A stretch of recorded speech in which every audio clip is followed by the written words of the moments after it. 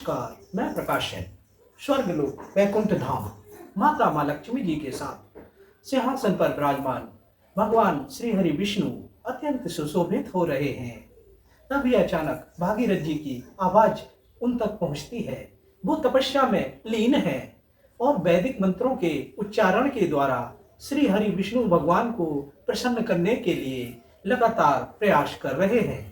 तब भगवान श्री हरि विष्णु गंगा जी से कहते हैं कि हे गंगे, तुम्हें पृथ्वी पर जाने का समय आ गया है। तो माता गंगा कहती हैं कि हे प्रभु, मैं आपके चरणों को छोड़कर कभी नहीं जाऊंगी।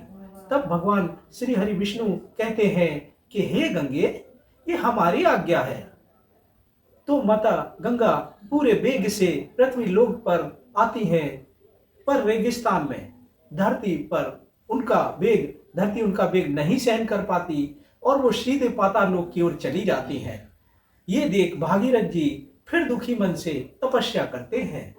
तब भगवान श्री हरि विष्णु माता गंगा से कहते हैं कि हे गंगे, मैं तुम्हें अपने कार्य से पृथ्वी लोक पर भेजना चाहता हूँ। मेरा कार्य पूर्ण करके कुछ समय बिताने के पश्चात वापस आ जाना। तो माता गंगा बोलती हैं कि क्या कार्य है प्रभु।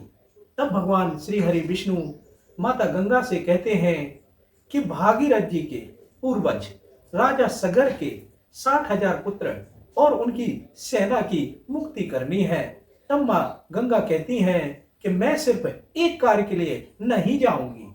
तब भगवान श्री हरि विष्णु कहते हैं कि मैं तुम्हें और भी कार्य देता हूं। समुद्र मंथन में, भारतवर्ष में, प्रयागराज में देवों और दानवों के छीना झपटी में अमृत कलश प्रयागराज में छूट कर गिरा था, जहां बहुत सारा अमृत छलक गया था। उस अमृत को अपने साथ बहाकर तुम्हें गंगा सागर के रास्ते क्षीर सागर तक पहुंचाना है, जिससे जिन देवताओं को अमृत नहीं मिल पाया था उन्हें तुम्हारे द्वारा प्राप्त अमृत हो जाएगा। तो माँ गंगा बोली कि हे प्रभु, मेरे वेग को पृथ्वी क्या झेल पाएगी। तो भगवान श्री हरि विष्णु बोले कि कैलाश पर्वत पर देवों के देव महादेव शंकर जी विराजमान हैं, जो अपनी तपस्या में लीन हैं। उनकी जटाओं के माध्यम से स्पर्श के कारण तुम और भी पवित्र हो जाओगी। फिर हिमालय से संजीवनी जैसी दुर्लभ जड़ी बूटियों का भंडार है, उसका रसपान करते हुए फिर राजा सगर के 60,000 पुत्रों को तारने के बाद अमृत लेकर सरस्वती और यमुना, माता यमुना को साथ में लेकर दुखियों के दुख दूर करते हुए गंगा सागर के द्वारा वापस आ जाना। वो अमृत और जड़ी बूटियों का भंडार वहां पर पड़ा रहेगा, तो धरती पर जीव मृत्यु को प्राप्त नहीं होंगे और पाप करने से धरती पर असंतुलन पैदा हो जाएगा। तब 16,432 ईसा पूर्व त्रेता युग में ज्येष्ठ माह की शुक्ल पक्ष की 10वीं के दिन माँ गंगा का अवतरण हुआ। पृथ्वी पर 4 जगहों पर अमृत गिरा, जिसमें प्रयागराज में सबसे ज्यादा अधिक अमृत गिरा, और फिर नासिक, हरिद्वार और उज्जैन 4 स्थान देवलोक में हैं। ग्रह नक्षत्रों के प्रभाव से 144 वर्ष में महाकुंभ और 12 वर्ष में कुंभ और 6 वर्ष में अर्धकुंभ का संयोग बनता है।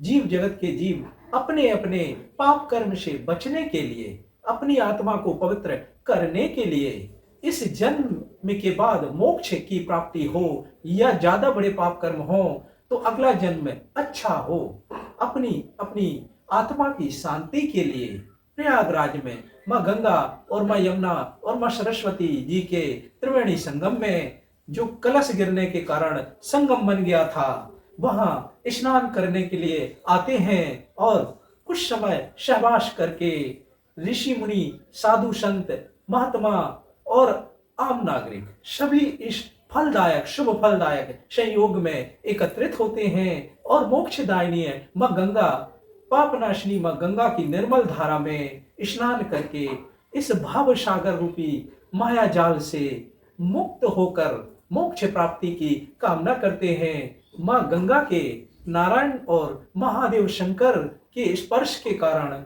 संजीवनी आदि दुर्लभ जड़ी बूटियों के रसपान के कारण, अमृत में स्नान करने के कारण, माँ सरस्वती और माँ यमुना को अपने साथ लेने के कारण ये सारे योग मोक्ष प्राप्ति के लिए अत्यंत ही लाभदायक होते हैं। श्रीमन नारायण नारायण हरे हरे। धन्यवाद।